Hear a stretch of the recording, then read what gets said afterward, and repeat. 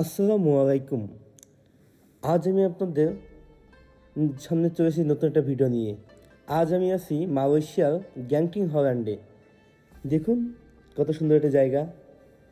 তো আশা করি জার্নিটা খুব ভালো হবে এবং পুরো ভিডিওটা দেখবেন। তো চলুন জার্নিটা শুরু করা যাক এবং অনেক মজাও করা যাক। আমি হোটেল থেকে একটি উবার নিয়ে বেরিয়ে পড়লাম মালয়েশিয়া শহরটা ঘোরার জন্য এবং প্রথমেই যাব আমি গ্যাংটিং হল্যান্ডে।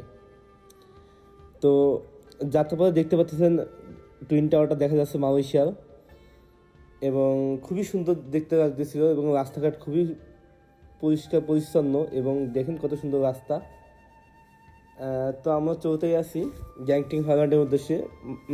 বুকেট বিন্তাং থেকে প্রায় 70 কিলোমিটার দূরে এই হল্যান্ড, গ্যাংটিং হল্যান্ড আর কি।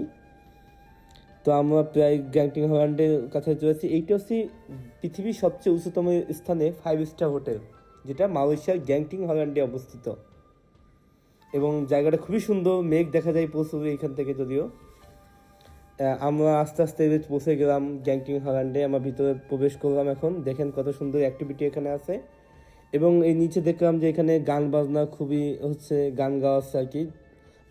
পর্যটকদের আমন্ত্রণ জানানো হয় আর কি এটা। এবং একটা হলিডেতে গেছিলাম। হলিডেতে এখানে খুব সুন্দর প্রোগ্রাম করা হয়। তো আমার প্রোগ্রামটা অনেক মনোযোগ সহকারে শুনতেছিলাম, যদিও ওদের ভাষা ভালোভাবে বুঝতেছিলাম না।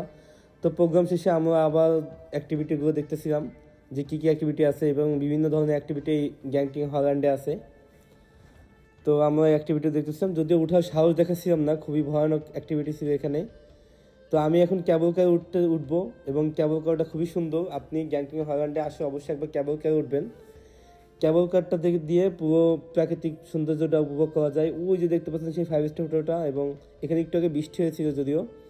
এবং ওই পাশ দিয়ে দেখতেছেন বিভিন্ন ক্যাবল কার যাওয়া আসা করছে এবং আমরাও নিচের দিকে যাচ্ছি এই ক্যাবল কারে।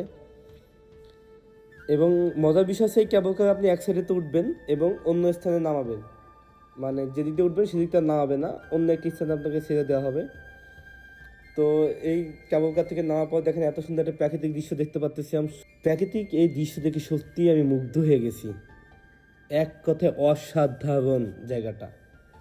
আমার তো এই জায়গাটা ছেড়ে আসতে ইচ্ছাই করতেছিল না।